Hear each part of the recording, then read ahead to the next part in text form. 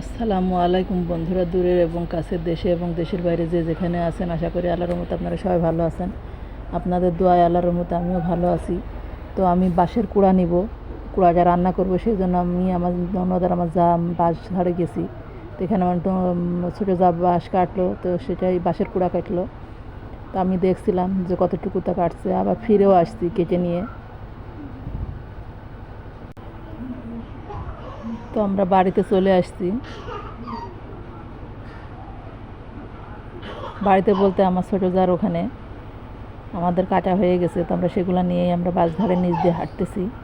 আর এখানে ওই যে সুইঝালের যে গাছটা, ওইটা আমার ননদ বসে দেয়, এইটাই সুইঝাল, কারণ এটা বড় হলে সুইঝাল হয়। তো সেটা তুলে আমার বাগানে লাগানোর পরে আমরা বাড়িতে চলে আসছি, মানে আমার বাসায় চলে আসছি। আর বাসায় চলে এসেছি, সকালের দৃশ্য এটা। তো আমি মুরগির গিলি, নলি এবং ইয়ে দিয়ে মেটে দিয়ে বাঁশের কুড়া রান্না করব। তো কীভাবে রান্না করি আপনারা আমার সাথে থেকে শুরু থেকে শেষ পর্যন্ত দেখতে থাকুন। এখানে আমি মুরগির গিলা টিলা সব পরিষ্কার করে ধুয়ে কুটে নিয়েছি, আর এখানে আমি বাঁশের কুড়াটা কেটে নিয়েছি।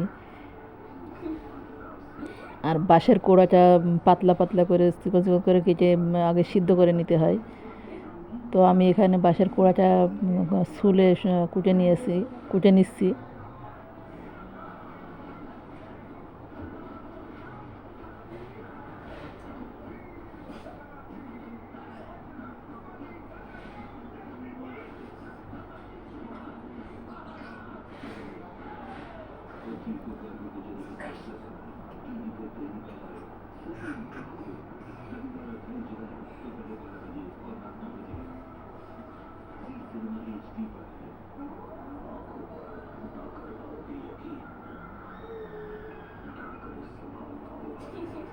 আর সুন্দর করে কেটে নিয়েছি।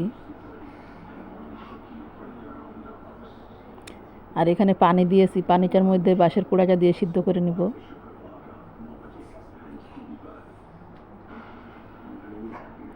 আর আমার ভিডিওটা যদি আপনাদের ভালো লাগে, তো আমার চ্যানেলটাকে সাবস্ক্রাইব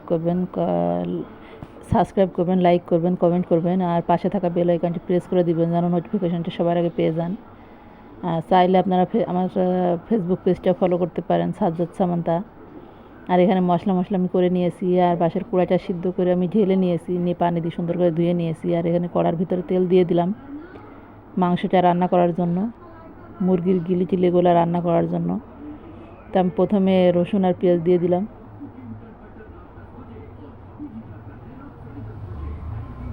আর এখানে যে মশলাটা করেছিলাম সেটা আমি দিয়ে দিলাম, মাংসের যতগুলো মশলা করা হয় সেগুলোই করে আমি দিয়ে দিলাম। এখানে মশলা করেছি আমি জিরা, আদা, রসুন, শুকনো মরিচ, গোলমরিচ আর এলাচ ফল। আর এখানে আমি ধনে গুঁড়া দিব, তো পানি দিয়ে দিলাম যাতে মশলাটা না পুড়ে যায়। এখানে ধনে গুঁড়া দিয়ে দিলাম, আর লবণ দিয়ে দিলাম স্বাদ মতো, আর হলুদ।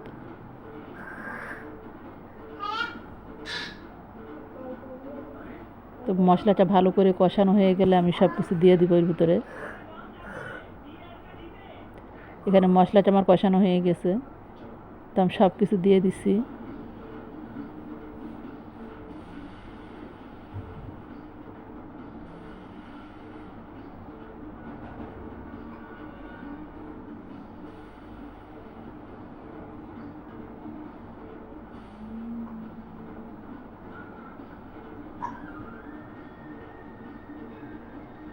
আর বাঁশের কুড়াটাও দিয়ে দিলাম।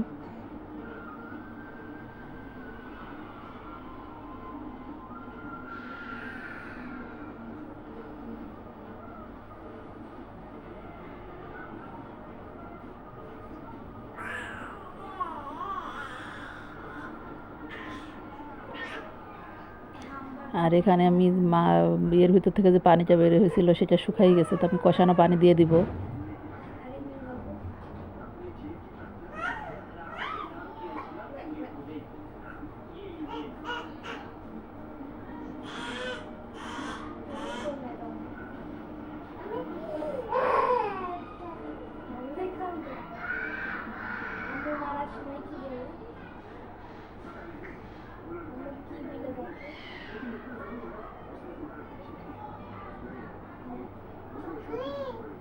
এখানে কষানো পানি দিয়ে দিলাম আমি।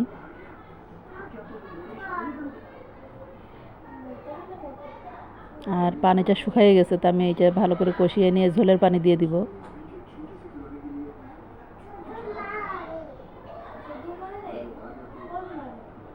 ঝোলের পানিটা আমি দিয়ে দিলাম।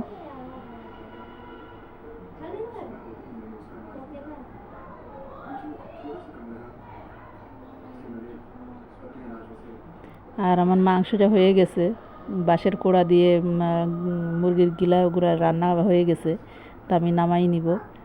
আর আমার রান্না যাতে আপনাদের ভালো লাগে, বললামই তো, আপনারা ভালো থাকবেন, সুস্থ থাকবেন, আর আমার জন্য বেশি বেশি দোয়া করবেন।